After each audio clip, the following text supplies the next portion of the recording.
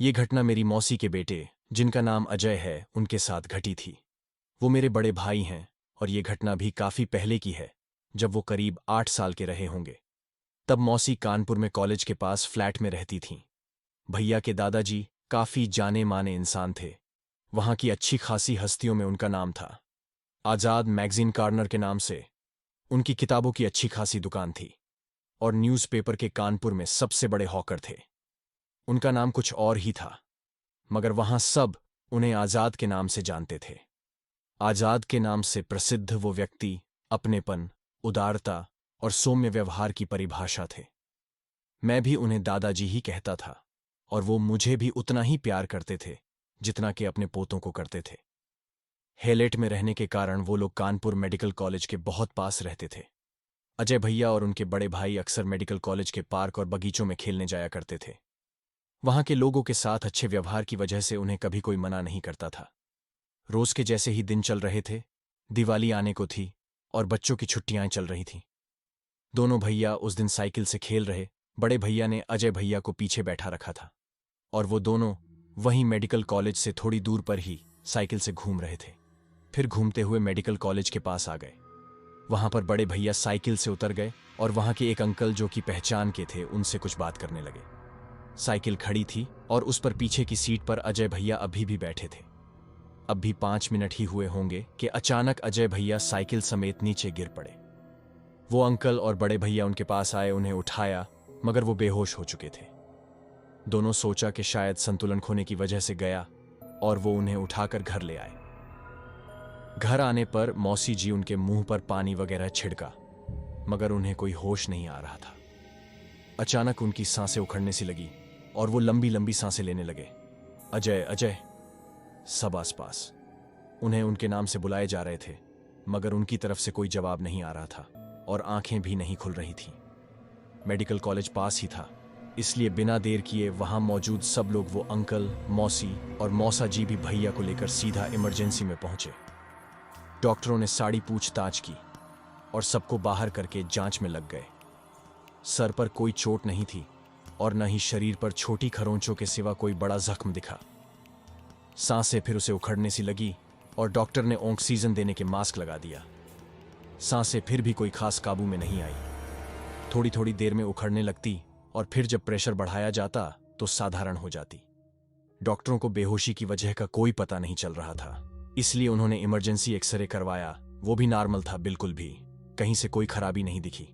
वहां दूसरी तरफ एक आदमी दौड़ा दौड़ा गया और दादाजी से बोल दिया कि आजाद जी, आपका पोता अस्पताल में है और बहुत ही सीरियस है। उन्होंने बिना किसी देर के दुकान में बिना ताला लगाए केवल शर गिराया और सीधा मेडिकल कॉलेज पहुंच गए। वहां सब उन्हें जानते थे, इसलिए उन्हें किसी से भी अपने पोते के बारे में पूछने की जरूरत नहीं पड़ी। डॉक्टर खुद आए और सारी परिस्थितियों से अवगत कराते हुए उन्हें भैया के पास ले गए। हालत काफी नाजुक बताकर 5-7 डॉक्टर लगातार निगरानी में लगे थे। दिल की धड़कन मशीन में अपनी सीमा पर पहुंचने लगी थी और मशीन की आवाज ने हालत बयां करनी शुरू कर दी थी। डॉक्टर ने सबको बाहर कर दिया। अब तक मेरे मामा जी लोग भी वहां पहुंच चुके थे। दादाजी रिसेप्शन के पास गए और अपने पहचान के डॉक्टरों को फोन कर दिया। कुछ 10 मिनट के बाद ही वहां पर 5 डॉक्टर और आ गए जो कि उस मेडिकल कॉलेज के प्रोफेसर थे। दादाजी ने मिलकर उन्हें पहले सारी बात बताई। वो उन्होंने ने ध्यान से सुना और फिर बिना देर किए उस वार्ड की तरफ बढ़ गए जहां भैया को रखा गया था।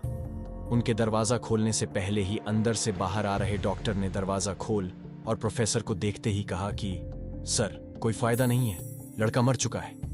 हालांकि ये बात उसने धीरे से कही, लेकिन दादाजी ने ये बात सुन ली और घबराकर तेज तेज से रोने लगे। बाकी डॉक्टर और प्रोफेसर ने उन्हें संभाला और फिर उनमें से एक प्रोफेसर, जिन्हें सब प्रोफेसर त्यागी के नाम से जानते थे, उन्होंने खुद भैया को चेक करने को कहा और उनके साथ बाकी के 3 प्रोफेसर वार्ड में सहायक डॉक्टरों के साथ चले गए और बाहर एक प्रोफेसर अभी भी दादाजी के साथ थे और उन्हें समझा रहे थे कि प्रोफेसर को जांच करने दो, ईश्वर ने चाहा तो सब ठीक हो जाएगा।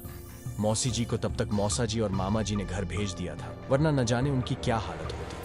अंदर से आने वाली प्रोफेसर की आवाजें वहां मौजूद लोगों की सांसों को ऊपर नीचे होने पर मजबूर कर रही थीं। देखो, धड़कन चली क्या? ठीक से यहां दबाव बनाओ। अब बताओ, पैरों को देखो, हिलते हैं या नहीं? जान है, जान है, देखो थोड़ा हिल इसका हाथ। इस तरह की आवाजें लगातार सांसें ऊपर नीचे करती जा रही थीं। फिर अचानक सारे प्रोफेसर शांत हो गए और करीब 10 मिनट तक कोई आवाज नहीं आई। किसी उन्होंने की आशंका ने सारी उम्मीदों को पीछे छोड़ दिया था। तभी प्रोफेसर त्यागी बाहर आए और बताया कि बच्चे को कुछ नहीं हुआ है आजाद जी, बस प्रार्थना कीजिए कि वो जल्दी ठीक हो जाए। इस बात से सबको राहत मिली थी, मगर अभी भी प्रार्थना जारी थी। प्रोफेसर भी इस बात से बहुत परेशान थे कि जब सारी रिपोर्ट और एक्सरे सामान्य है तो फिर इतनी सीरियस हालत की वजह क्या है। फिलहाल प्रोफेसर उनकी निगरानी में लगे हुए थे और आनन फानन में कई एक्सरे दोबारा करवा लिए थे। उन्होंने ये बात मामा जी और मौसा जी से भी कही कि हम अभी सिर्फ जो परेशानी आ रही है उसका इलाज कर रहे हैं, मगर इस बेहोशी और इस हालत की जड़ हमें नहीं मिल रही। सब कुछ नॉर्मल है, मगर पता नहीं क्या हुआ है और ऊपर वाले को क्या मंजूर है। अब सब कुछ ऊपर वाले पर ही छोड़कर सब बैठ गए थे। घबराहट और बेचैनी ने दिमाग का चलना भी रोक दिया था। किसी की समझ में नहीं आ रहा था कि क्या किया जाए और किसके पास जाए। रात होने लगी थी, मगर भूख प्यास से बेखबर दादाजी, मौसा जी और मामा जी हॉस्पिटल में ही जमे हुए थे। मोबाइल का तब जमाना नहीं था, इसलिए रिश्तेदारों में ये बात धीरे धीरे ही फैल रही थी। रात गहराती जा रही थी। घर से आया हुआ खाना जस का तस रखा था, मगर किसी का खाने का मन नहीं हो रहा था। फिर दादाजी को घर भेजकर मामा जी और मौसा जी ही केवल हॉस्पिटल में रुके थे और आईसीयू में भर्ती भैया की समय समय की खबर ले रहे थे। भैया की हालत वैसे ही बनी हुई थी, कोई होश नहीं था उन्हें। रात के करीब 1 बजे मामा जी सिगरेट पीने के लिए बाहर गए।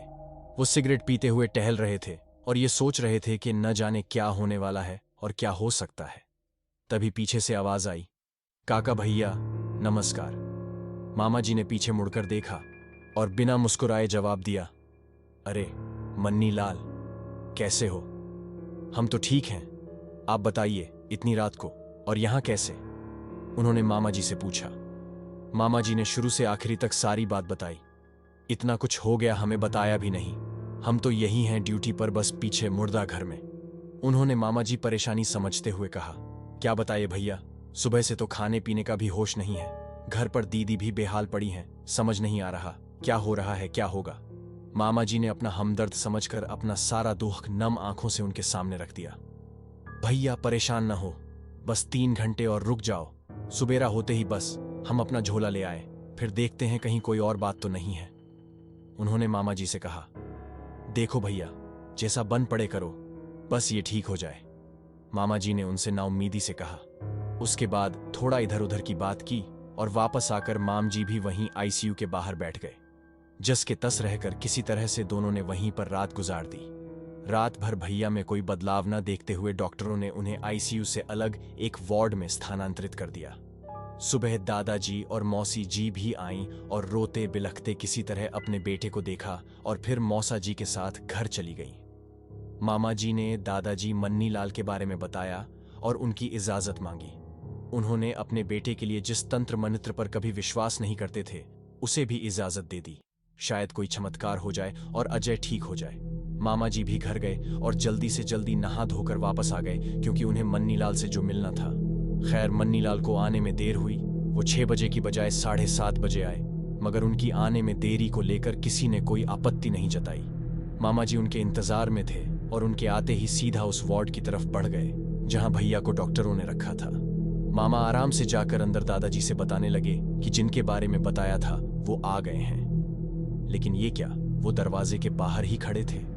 मामा जी ने उन्हें अंदर आने का इशारा किया, मगर फिर भी वहीं खड़े रहे।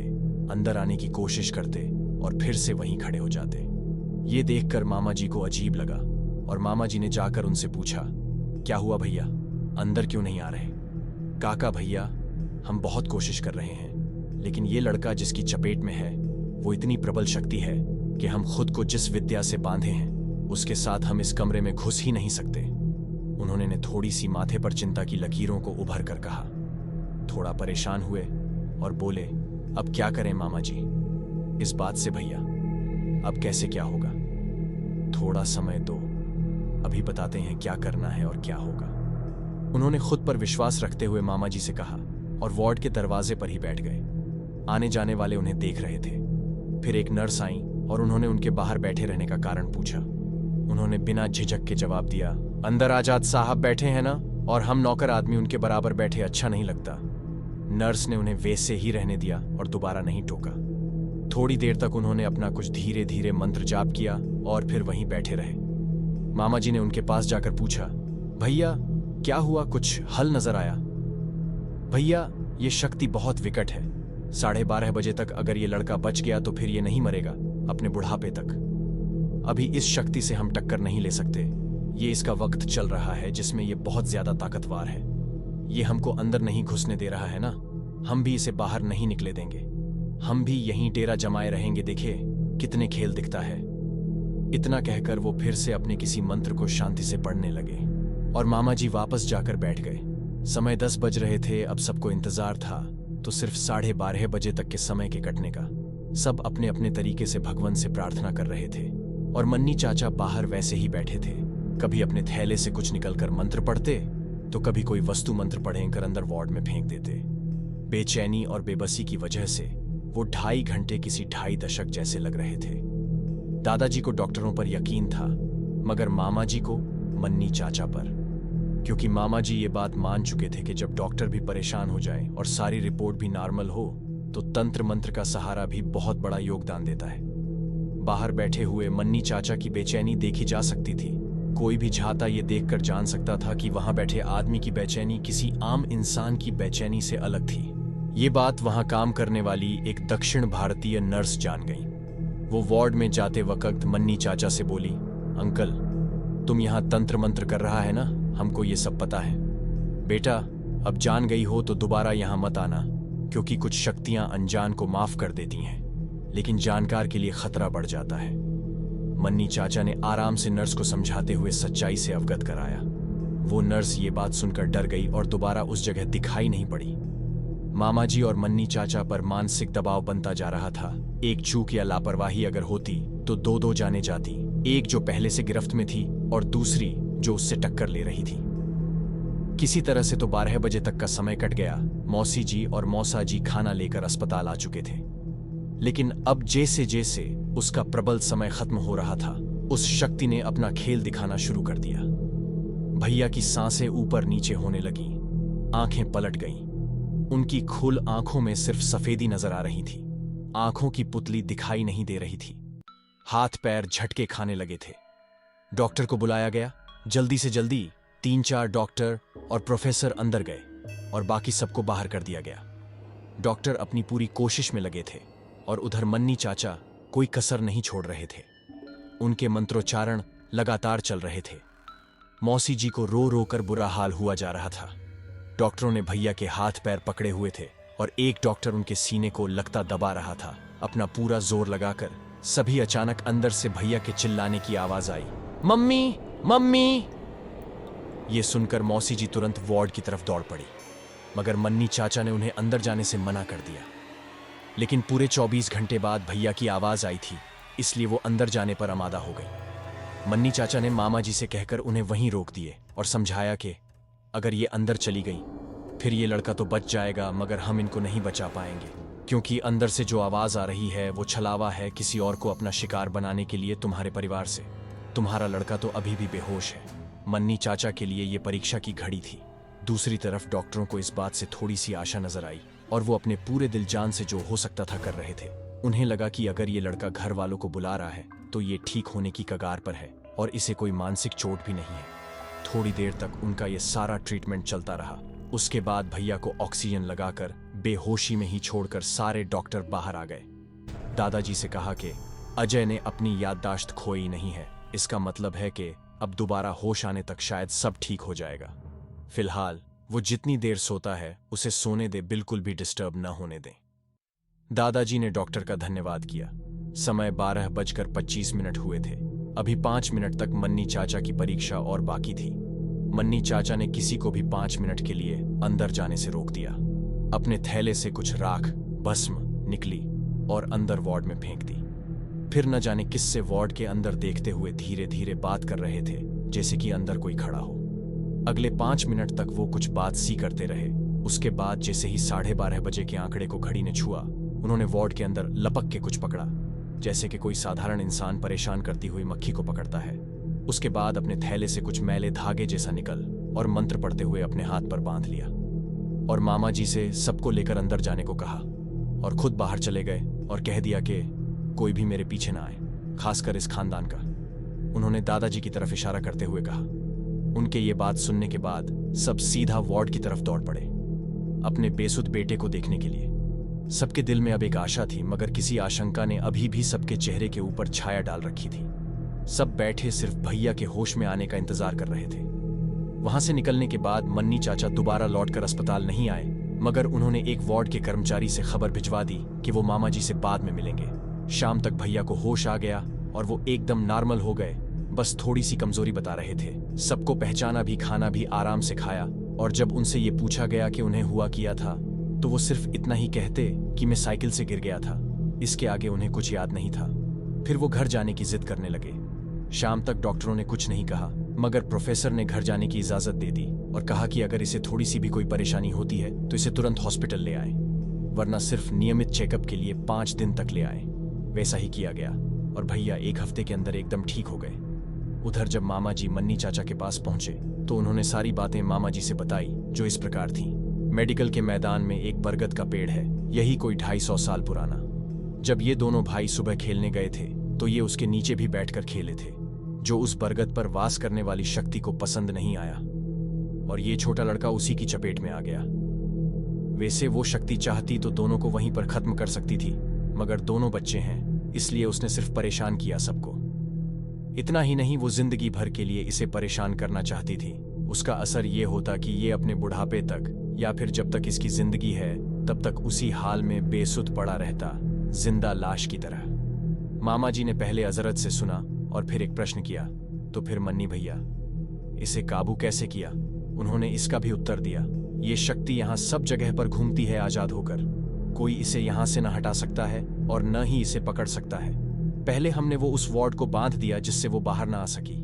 फिर हमने उसको ये धमकी दी कि अगर उसने इस बच्चे को नहीं छोड़ा तो फिर उसे इसी पेड़ पर बांध देंगे, हमेशा रहना पड़ता उसे कैदी की तरह। इसलिए उसने अपनी आजादी के लिए अजय को छोड़ दिया। मामा जी ने अगला सवाल पेश कर दिया, भैया वो शक्ति आखिर थी कौन सी? इस सवाल पर मन्नी चाचा मौन खींच गए और मामा जी द्वारा बार बार प्रश्न करने पर सिर्फ इतना कहा कि आम इंसान के लिए उसका नाम लेना ठीक नहीं है। उसने मुझसे वचन लिया है कि मैं उसका अस्तित्व किसी को न बताऊं, मगर सिर्फ इतना जान लो कि वो शक्ति परम के आसपास की थी। ये सुनकर मामा जी का गला सुर्ख हो गया और उन्होंने आगे कोई प्रश्न नहीं किया, बस थोड़ी देर वहां रुके और वापस घर चले आए। मुझे ये घटना मामा जी ने ही बताई थी। मैंने मन्नी चाचा की क्रियाओं के बारे में पूछा तो उन्होंने कहा कि मन्नी चाचा ने कभी किसी साथ अपने राज नहीं बांटे, इसलिए ये बात बताना मुश्किल है। जब मैंने उनसे पूछा कि बरम क्या होते हैं तो उन्होंने मुझे सिर्फ इतना बताया कि बरगद के पेड़ों का अस्तित्व इन बरम पर ही निर्भर करता है। इसलिए अगर कभी मेरा उस तरफ आना जाना हो तो उस बरगद के पेड़ की जय कर लूं। एक शक्ति नहीं, एक 250 साल का बुजुर्ग समझकर आज भी अक्सर आते जाते मुझे वो पेड़ दिख जाता है तो सिर्फ जय हो के सिवा न कोई नाम और न ही कोई और शब्द मन में आता है। तो दोस्तों, आज की वीडियो में बस इतना ही। वीडियो पसंद आया तो मेरे चैनल को सब्सक्राइब करें। धन्यवाद।